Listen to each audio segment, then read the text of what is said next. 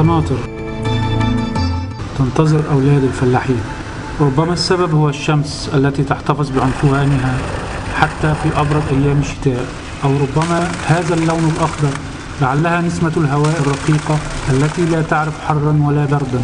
عبقرية المكان رغم كل القبح والتشويه الذي تحمله مباني عشوائية التي تقرر اندهاشك في اللحظة الأخيرة. في الذاكرة المصرية أصبحت القناطر في خلفية كثير من الصور العائلية التي تلتقط أثناء تنزهات الأسر، فقد تعود المصريون أن يتوافدوا إليها في كل عيد وشم النسيم وأجازات المدارس.